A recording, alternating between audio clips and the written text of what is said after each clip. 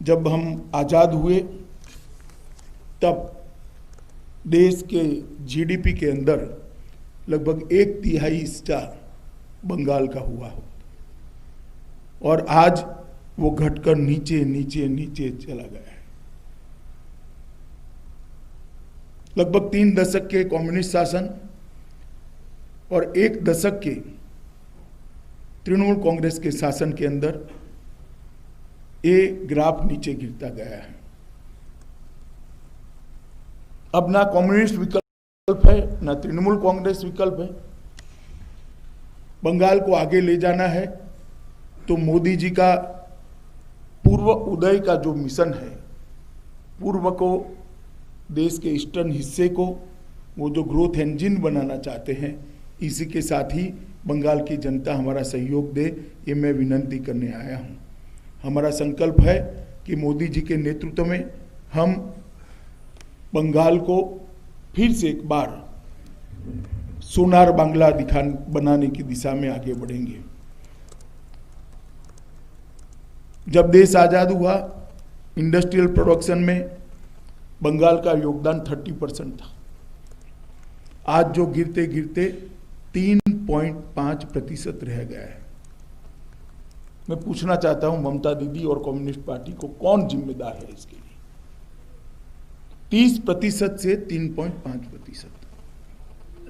मित्रों, जहां पर रोजगारी का सवाल है, सेटिस्फेक्शन रेशियो 27% था पहले 1960 में, आज वो 4% पर पहुंच गया। 27% से 4%। ये जो गिरावट है, इसके लिए कौन जिम्मेदार है?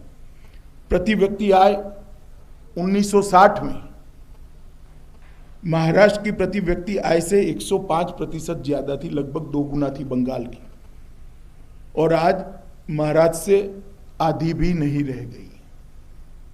कौन जिम्मेदार है इसके लिए? 1960 से लेकर आज तक किसका शासन रहा, वो बंगाल की जनता अच्छे तरीके से जानती है। 1960 में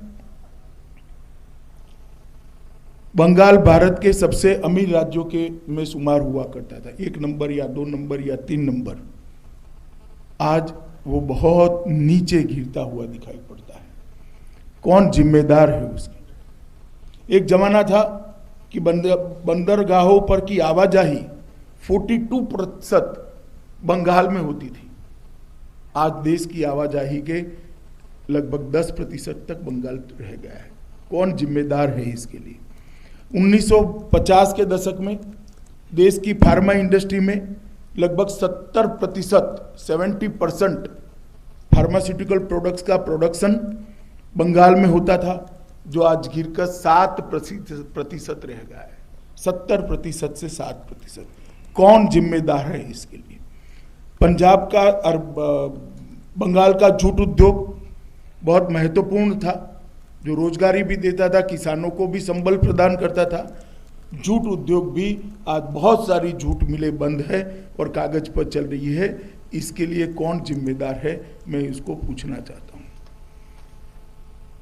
प्रति व्यक्ति आय में बढ़ोतरी में 2018-19 के देश के 32 राज्यों में बंगाल 22वें स्थान पर खड़ा रह गया है।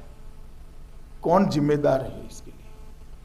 प्रति व्यक्ति आय स्थिर मूल्यों पर 18-19 की, पहले मैंने जो कहा करंट प्राइसेस पर कहा, अब मैं स्थिर मूल्य पर कहता हूं, देश के 32 राज्यों में 24वें स्थान पर।